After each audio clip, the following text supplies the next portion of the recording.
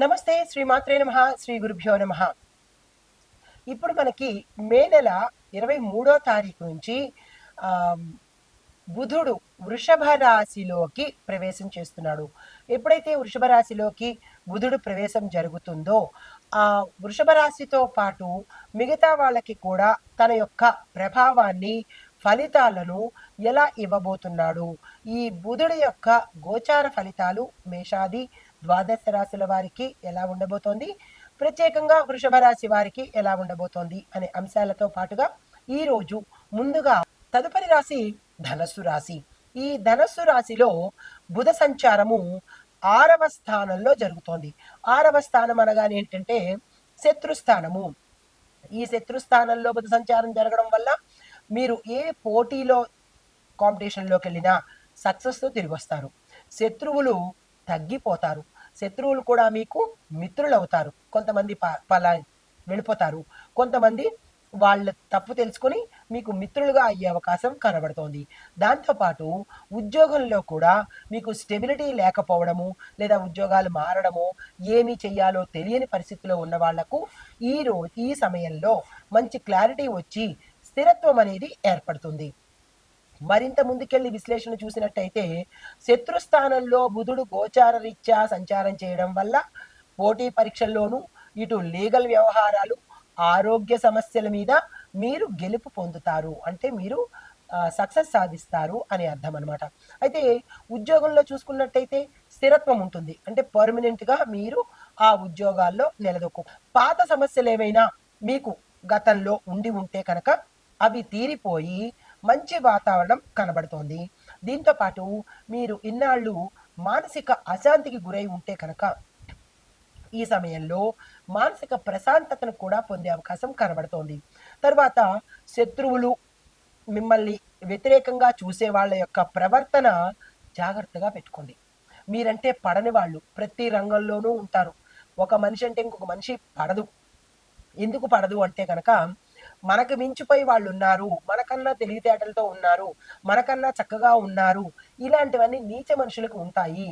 వాళ్ళని ఎవరైనా సరే తల పండిపోయిన వాళ్ళు కావచ్చు, చిన్నవాళ్ళు కావచ్చు, దీనిలో వయోభేదం లేదు. ఎక్కడైనా ప్రతి రంగంలోనూ ఇలాంటి వాళ్ళు ఉంటూనే ఉంటారు. కాబట్టి మీరున్న ప్రదేశంలో ఇలాంటి వాళ్ళు ఎవరైతే ఉన్నారో వాళ్ళ నుంచి జాగ్రత్తగా ఉండండి. జాగ్రత్తగా ఏం అక్కర్లేదు. అలాంటి వాళ్ళని వదిలేసేసి మీ పని మీరు చేసుకుంటూ వెళ్ళిపోండి. ఇప్పుడు మామూలుగా చెప్పాలంటే కుక్క ఎంతసేపు మొరుగుతుంది?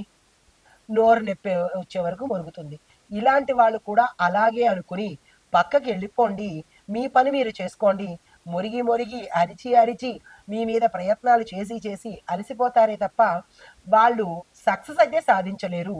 ఇది ఎక్కడా నిరూపణ కూడా కాలేదు. కాబట్టి మీరు అలాంటి వారి పట్ల జాగ్రత్త అంటే లేదు, వదిలేసి పక్కకి వెళ్ళిపోండి. దీంతో పాటు బుద్ధి కుశలతతో వ్యవహరించండి. అలాంటి వాళ్ళు పదే పదే మీ ముందుకు వస్తున్నప్పుడు కొంచెం టాక్ట్ఫుల్గా వాళ్ళతో వ్యవహరించండి. తర్వాత కొన్ని అసైన్మెంట్లు మీరు సంతకాలు పెట్టవలసి వచ్చినప్పుడు టైం మేనేజ్మెంట్ చూసుకోండి. ఎలా పడితే అలా కాకుండా, ఎప్పుడు పడితే అప్పుడు కాకుండా టైం ప్రకారం కనుక టైం మేనేజ్మెంట్ని ఫాలో అయినట్టయితే సమయానికి ఆ ప్రజెంటేషన్ని మీరు ఇవ్వగలుగుతారు. తర్వాత ఆరోగ్యపరంగా చూసినట్టయితే కనుక మానసిక అలసట ఎక్కువగా కనబడుతోంది. అజీర్ణం వంటి సమస్యలు కూడా, అంటే ఇండైజెషన్ ప్రాబ్లమ్స్, గ్యాస్ట్రిక్ ప్రాబ్లమ్స్ ఇలాంటివి వచ్చే అవకాశాలు కనబడుతున్నాయి. దానికి సంబంధించిన ఆహార నియమాలు పాటించుకోండి. ఇప్పుడు స్టూడెంట్స్కి చూసినట్టయితే కనుక పోటీ పరీక్షలకు ఎవరైతే వెడుతున్నారో వాళ్ళకి ఇది అనుకూలమైన సమయము.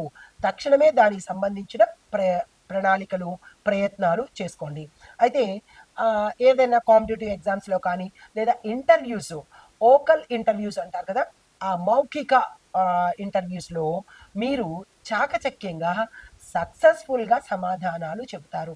మాటలను నేర్పుతో నెగ్గుకుని వచ్చి ఇంటర్వ్యూ సక్సెస్ చేస్తారు. అయితే శుభ సూచనలు అంటే మీకు చెప్పదగిన సూచనలు ఏంటంటే బుధవారం నాడు పచ్చని ఆకుకూరలు, పచ్చని పళ్ళను దానంగా ఇచ్చే ప్రయత్నం చేసుకోండి.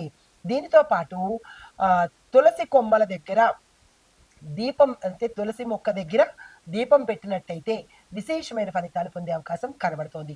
ఇది ఈ రాశిలో ఉండేవారికి బుధ సంచారం వలన చెప్పదగిన గోచార రీత్యా ఫలితాలు, పరిహారాలు కావచ్చు, ఫెయిల్ అవ్వడం కావచ్చు, లేదా తీవ్రమైన అనారోగ్యం కావచ్చు, ఇలాంటివన్నీ జీర్ణ వ్యవస్థకు సంబంధించి కనబడుతున్నాయి. జాగ్రత్తలు తీసుకోండి. అయితే మైగ్రేను, మానసిక ఒత్తిడి అంటే తలకు మెంటల్ టెన్షన్స్ ఎక్కువయ్యే అవకాశం కనబడుతోంది. మీరు జీర్ణ వ్యవస్థ అనంగానే ఆహారంలో మార్పులు తప్పనిసరిగా చేసుకోండి. ఇష్టానుసారంగా ఉన్నది ఇంతే పార్ట్ అది. ఆ పార్ట్‌లో మీరు ఇష్టానుసారంగా అన్నీ వేసేసి దాన్ని ఇబ్బంది పెడితే అది ఏమవుతుంది? పాడయ్యే తీరుతుంది. కాబట్టి మీ యొక్క ఆహార వ్యవహారాలలో జాగ్రత్తలు తప్పనిసరిగా తీసుకోండి. ఏది పడితే అది వేసేయకుండా నియమబద్ధమైన ఆహారాన్ని తీసుకునే ప్రయత్నం చేసుకోండి.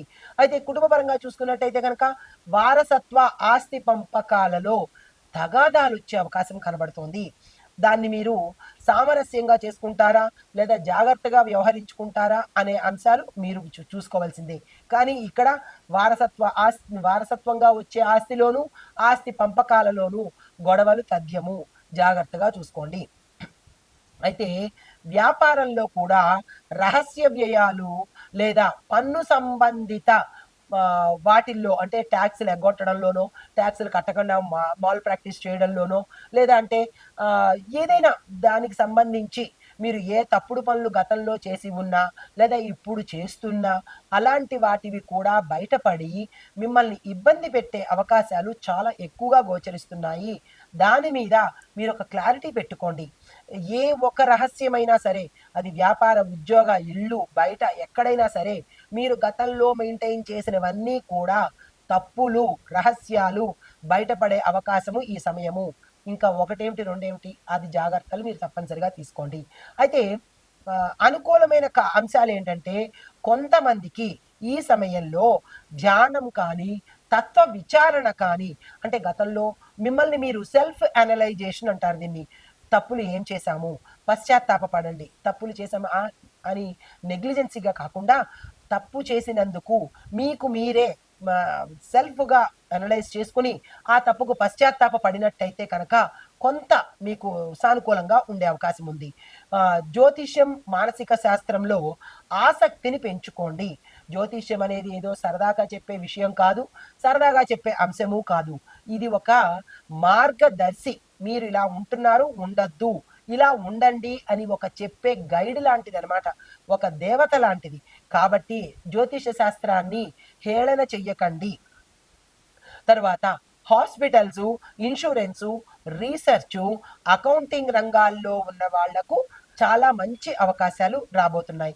అయితే విద్యార్థులకు చూసుకున్నట్టయితే కనుక ఏకాగ్రత పెంచుకోండి. మరీ ముఖ్యంగా ప్రాక్టికల్ సబ్జెక్ట్స్‌లో ఎక్కువగా శ్రద్ధ పెట్టండి. థియరీ వేరు, ప్రాక్టికల్ వేరు. మీరు ఏ ప్రాక్టికల్‌గా సబ్జెక్ట్స్ తీసుకున్నారో ఆ ప్రాక్టికల్ సబ్జెక్ట్స్ మీద దృష్టి పెట్టినట్టయితే మంచి ఫలితాలు పొందుతారు. దీంతో పాటు కోచింగ్ తీసుకోవడం కానీ, లేదా ఎవరైనా పెద్దల యొక్క గైడెన్స్ తీసుకున్నట్టయితే కనుక మంచి ఫలితాలు పొందే అవకాశము విద్యార్థులకు స్పెషల్‌గా చెప్పడం జరిగింది. అయితే ఓవరాల్‌గా ఈ రాశిలో ఉండేవారికి ఒక పరిహారంగా చెప్తున్నాను. ఓం బుం బుధాయ నమః అనే ఈ మంత్రాన్ని 108 సార్లు తప్పనిసరిగా చదువుకోండి. దీనితో పాటు బుధవారం రోజు పచ్చిమిర్చిని లేదా పచ్చి ఆకుకూరలు అంటే ఆకుపచ్చని ఆకుకూరలను దానంగా బ్రాహ్మడికి గాని, పేదవాడికి గాని ఇచ్చినట్టయితే బుధ అనుగ్రహం ఎక్కువగా కలుగుతుంది. ఇది ఈ రాశిలో ఉండే వారికి చెప్పదగిన బుధ అనుగ్రహము, గోచార రీత్యా ఫలితాలు, పరిహారాలు, సూచనలు. అయితే ఓవరాల్‌గా ఈ బుధ సంచారము మనకి 12 రాశులకు బుధుడు వృషభ రాశిలో సంచారం చేయడం వల్ల ఈ ఫలితాలు మనకి ఉంటాయి. అయితే ఇవి ఎప్పటి నుంచి ఎప్పటి వరకో మన ప్రేక్షకులకు తెలియజేస్తాను. ఈ డేట్లు జాగ్రత్తగా గుర్తుపెట్టుకోండి. ఈ సమయాన్ని ఎవ్వరూ వృధా చేసుకోకండి. అయితే మే నెల 23, 2025 నుంచి జూన్ 12 వరకు మాత్రమే, అంటే మే 23 నుంచి జూన్ 12 వరకు మాత్రమే బుధ సంచారము జరగబోతోంది. ఈ సమయాల్లో మీరు ఏ పనులు చేసుకోవాలనుకున్నా నేను వివరించినట్టుగా మేషాది ద్వాదశ రాశుల వారికి ఎవరెవరు ఏ సమయంలో ఏ రంగంలో ఎలాంటి పనులు చేసుకోవాలి అనేది వివరంగా తెలియపరిచాను. ఏ పరిహారాలు చేసుకోవాలో కూడా సవివరంగా తెలియపరిచాను. ఇవి గోచార రీత్యా ఫలితాలు. వాటిని అనుసరించి మీరు ఈ ఫలితాలను పొందాలి అని కోరుకుంటూ నమస్తే.